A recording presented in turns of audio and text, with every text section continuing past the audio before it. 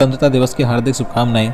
तो देखिए आज के इस वीडियो में हम स्वतंत्रता दिवस से संबंधित महत्वपूर्ण प्रश्न देखेंगे जो आपके सभी आने वाले एग्जाम के लिए हेल्पफुल होंगे। तो इसलिए आप वीडियो पूरा एंड तक देखते रहिए। तो चलिए आज का वीडियो शुरू करते हैं। तो पहला प्रश्न है 15 अगस्त 2023 को कौन सा स्वतंत्रता दिवस मनाया गया। तो देखिए इस बार 2023 में भारत में 77वीं बार स्वतंत्रता दिवस मनाया गया है। तो आंसर डी होगा 77 बार। लेकिन बात करें कि 2023 में इस बार आज़ादी की कौन सी वर्षगांठ है, तो 76वीं वर्षगांठ है। यानी कि भारत को आज़ाद हुए 76 वर्ष पूरे हो गए हैं, क्योंकि भारत 15 अगस्त 1947 को आज़ाद हुआ था। तो इस प्रकार से 76वीं वर्षगांठ है, लेकिन ये 77वीं बार मनाया गया है। अगला प्रश्न है स्वतंत्रता दिवस यानी कि 15 अगस्त पर भारत का ध्वजारोहण कौन करते हैं। तो देखिए स्वतंत्रता दिवस के मौके पर लाल किले पर झंडा कौन फहराते हैं, तो भारत के प्रधानमंत्री। तो आंसर भी होगा। और बात करें गणतंत्र दिवस के मौके पर यानी कि 26 जनवरी पर ध्वजारोहण कौन करते हैं, तो राष्ट्रपति करते हैं। अगला प्रश्न है भारत के प्रधानमंत्री 15 अगस्त को ध्वज कहाँ फहराते हैं। तो आंसर होगा दिल्ली के लाल किले पर। तो देखिए स्वतंत्रता दिवस के मौके पर प्रधानमंत्री झंडा फहराते हैं दिल्ली के लाल किले पर, लेकिन गणतंत्र दिवस के मौके पर राष्ट्रपति झंडा फहराते हैं नई दिल्ली में कर्तव्य पथ पर। अब देखिए यहाँ से आपको ये महत्वपूर्ण पॉइंट्स याद रखना है कि जो कर्तव्य पथ है इसका पहले नाम क्या था, राजपथ था। तो राजपथ का नाम बदलकर अब कर्तव्य पथ रखा गया है, याद रखना है। अगला प्रश्न है स्वतंत्रता दिवस 2023 पर कितने विशेष अतिथियों को आमंत्रित किया गया है। तो आंसर होगा लगभग 1800 विशेष अतिथियों को। तो देखिए इस बार 2023 में दिल्ली के लाल किले पर स्वतंत्रता दिवस के मौके पर लगभग 1800 विशेष अतिथियों को आमंत्रित किया गया है। ये जो अतिथि हैं ये नए संसद भवन के निर्माण से जुड़े कई श्रमिक हैं और पीएम किसान योजना के लाभार्थियों सहित ये विभिन्न क्षेत्रों के हैं जिन्हें आमंत्रित किया गया है। अगला प्रश्न है स्वतंत्रता दिवस यानी 15 अगस्त पर भारत के विभिन्न राज्यों में झंडा कौन फहराते हैं। तो देखिए बात करें राज्यों की, तो 15 अगस्त के मौके पर राज्यों में झंडा फहराते हैं मुख्यमंत्री। तो आंसर ये होगा। इसी प्रकार से बात करें गणतंत्र दिवस के मौके पर राज्यों में झंडा कौन फहराते हैं, तो राज्यपाल फहराते हैं। अगला प्रश्न है भारत स्वतंत्र कब हुआ था।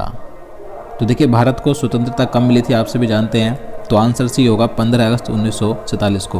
तो 15 अगस्त 1947 को भारत पूर्णतः अंग्रेजों से आज़ाद हो गया था। अब देखिए यहाँ से मैं आपको बता दूँ 14 और 15 अगस्त 1947 की मध्य रात्रि को पंडित जवाहरलाल नेहरू ने वायसराय लॉज यानी कि जो इस समय मौजूदा राष्ट्रपति भवन है, तो इसमें एक ऐतिहासिक भाषण दिया था। तो ये भाषण कई बार पूछा जाता है, इसका नाम क्या था इस भाषण का, ट्रिस्ट विद डेस्टिनी यानी कि नियति से साक्षात्कार। तो याद रखना है। अगला प्रश्न है भारत का विभाजन किस योजना के आधार पर किया गया था। तो आंसर ए होगा माउंटबेटन योजना।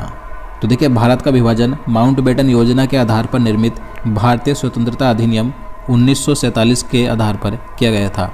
इस अधिनियम में कहा गया था कि 15 अगस्त 1947 को भारत व पाकिस्तान 2 अधिराज्य बना दी जाएंगे और उनको सत्ता सौंप दी जाएगी।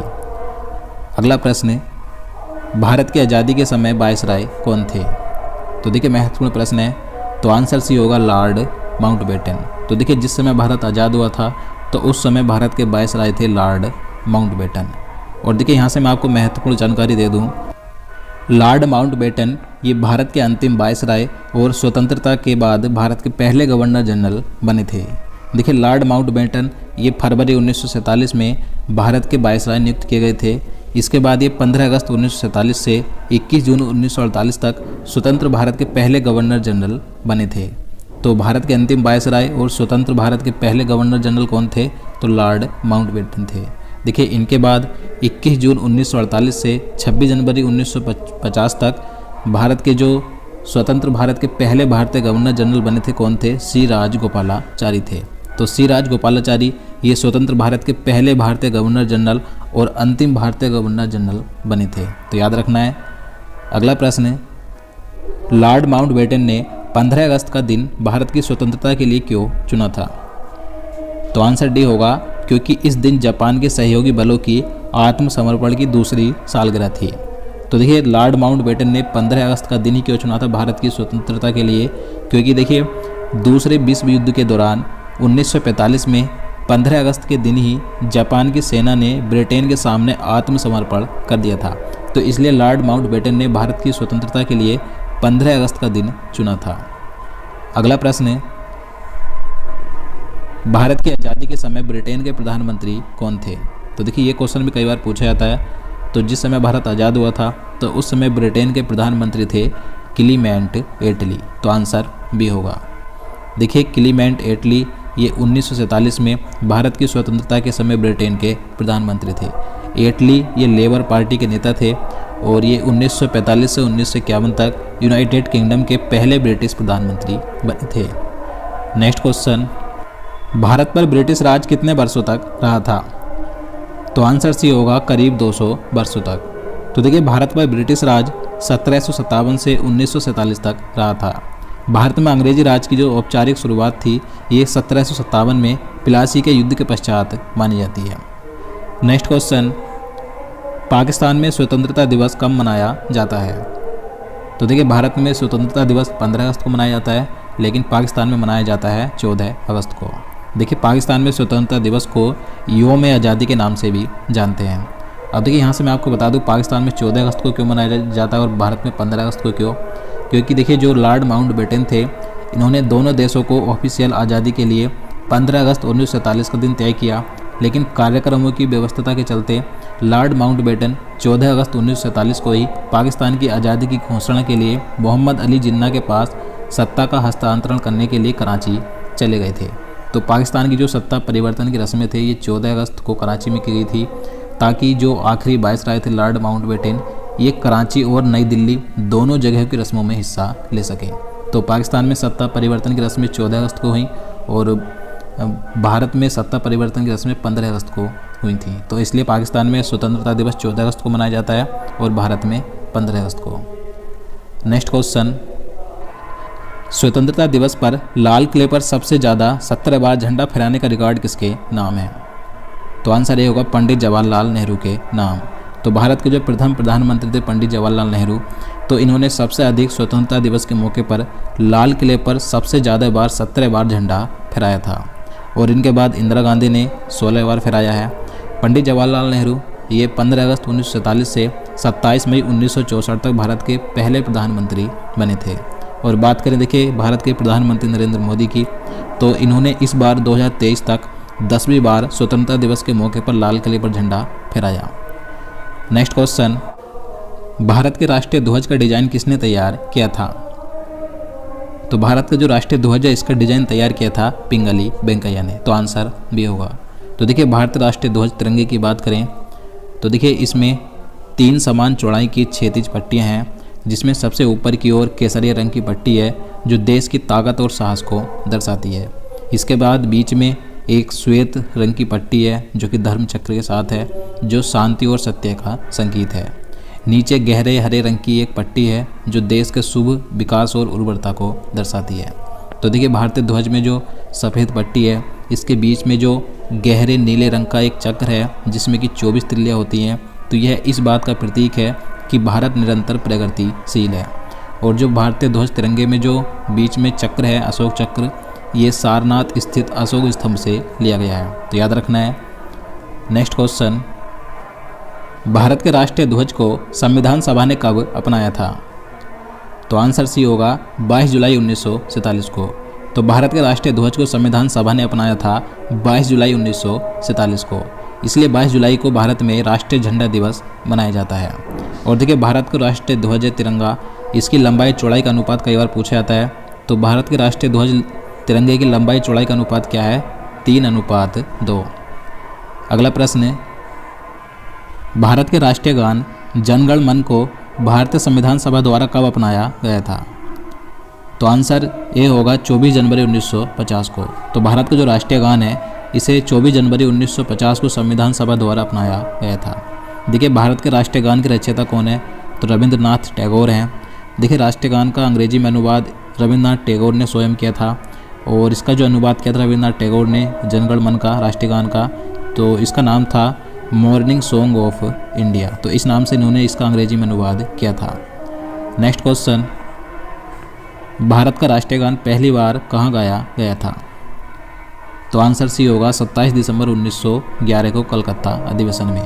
तो भारत का जो राष्ट्रीय गान है ये पहली बार 27 दिसंबर 1911 को कलकत्ता अधिवेशन में गाया गया था। और इस कलकत्ता अधिवेशन की अध्यक्षता 1911 में बिशन नारायण धर ने की थी। तो याद रखना महत्वपूर्ण है। नेक्स्ट क्वेश्चन, भारत के राष्ट्रीय गीत वंदे मातरम के रचयिता कौन है?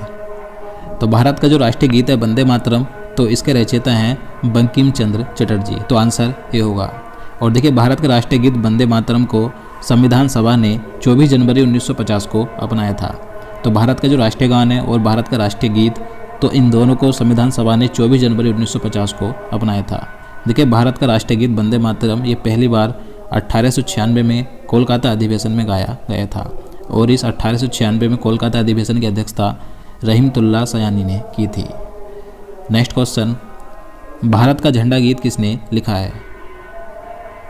तो आंसर डी होगा, श्याम लाल गुप्त पासर्द ने। तो भारत का जो झंडा गीत है, विजय विश्व तिरंगा प्यारा, झंडा ऊंचा रहे हमारा, तो इसे लिखा है श्याम लाल गुप्त पासर्द ने। देखिए जो भारत का झंडा गीत है इसे 1938 के हरिपुरा कांग्रेस अधिवेशन में स्वीकार किया गया था। इस हरिपुरा कांग्रेस अधिवेशन की अध्यक्षता 1938 में सुभाष चंद्र बोस ने की थी। अगला प्रश्न है, भारत का राष्ट्रीय जलीय जीव क्या है? तो आप सभी जानते हैं भारत का राष्ट्रीय जलीय जीव है गंगा डॉल्फिन। तो आंसर सी होगा। देखिए सभी भारतीय राष्ट्रीय प्रतीकों की बात करें तो भारत का राष्ट्रीय ध्वज तिरंगा है, भारत का राष्ट्रीय चिन्ह अशोक की लाट, भारत की राजभाषा हिंदी, भारत का राष्ट्रीय गान जन गण मन, राष्ट्रीय गीत वंदे मातरम, राष्ट्रीय पशु बाघ, राष्ट्रीय पक्षी मोर, राष्ट्रीय पुष्प है कमल, और राष्ट्रीय वृक्ष है बरगद, और राष्ट्रीय फल है आम। अगला प्रश्न है, भारत में कितने राष्ट्रीय अवकाश मनाए जाते हैं? तो देखिए भारत में 3 राष्ट्रीय अवकाश मनाए जाते हैं। तो आंसर भी होगा। कौन कौन से? तो सबसे पहले गणतंत्र दिवस का ये राष्ट्रीय अवकाश मनाया जाता है 26 जनवरी को। इसके बाद स्वतंत्रता दिवस का राष्ट्रीय अवकाश मनाया जाता है 15 अगस्त को। और फिर गांधी जयंती का राष्ट्रीय अवकाश मनाया जाता है 2 अक्टूबर को। अगला प्रश्न, भारत के तिरंगे झंडे में चरखे की जगह चक्र कब अस्तित्व में आया? तो आंसर डी होगा 1947 में। तो देखिए पहले जो भारत का तिरंगा झंडा था तो इसमें बीच में एक चरखा हुआ करता था, लेकिन इस समय जो वर्तमान में चक्र है धर्म चक्र, तो ये इसमें आया था 1947 में। अगला प्रश्न, भारत के राष्ट्रीय ध्वज के मध्य में बने धर्म चक्र का रंग क्या है? तो देखिए कई बार पूछा जाता है कि भारत का जो राष्ट्रीय ध्वज तिरंगा है इसमें बीच में जो धर्म चक्र बना है जिसमें कि 24 तिल्लियाँ होती हैं, तो इसका रंग कैसा है? कई बार इसे क्वेश्चन को गलत कर देते हैं स्टूडेंट, इसका रंग नीला कर देते हैं, लेकिन इसका रंग है गहरा नीला। तो आंसर भी होगा। अगला प्रश्न है, भारत के राष्ट्रीय ध्वज के मध्य में बने धर्म चक्र का रंग क्या है? तो आंसर भी होगा गहरा नीला।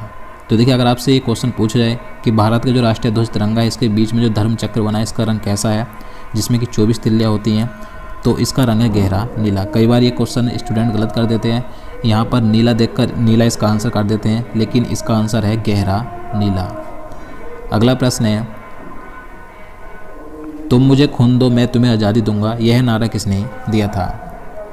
तो देखिए आप सभी जानते हैं ये जो नारा था तुम मुझे खून दो मैं तुम्हें आज़ादी दूंगा, तो ये नारा किसने दिया था? नेताजी सुभाष चंद्र बोस ने। अब देखिए कुछ और अन्य प्रमुख नारों की बात करें तो अंग्रेजों भारत छोड़ो ये नारा किसने दिया था? महात्मा गांधी जी ने दिया था। इंकलाब जिंदाबाद का नारा भगत सिंह ने दिया। मेरे सिर पर लाठी का एक एक प्रहार अंग्रेजी शासन के ताबूत की कील साबित होगा, तो ये नारा दिया था लाला लाजपत राय ने। इसके अलावा देखिए स्वराज मेरा जन्मसिद्ध अधिकार है और मैं इसे लेकर रहूँगा, ये नारा बाल गंगाधर तिलक का था। दुश्मन की गोलियों का हम सामना करेंगे, आज़ाद ही रहेंगे, आज़ाद ही रहेंगे, तो ये नारा दिया था चंद्रशेखर आज़ाद ने। सारे जहाँ से अच्छा हिंदुस्तान हमारा, तो ये नारा दिया था मोहम्मद इकबाल ने। जय हिंद का नारा सुभाष चंद्र बोस ने दिया। सरफरोशी की तमन्ना अब हमारे दिल में है, तो ये नारा राम प्रसाद बिस्मिल के द्वारा दिया गया था।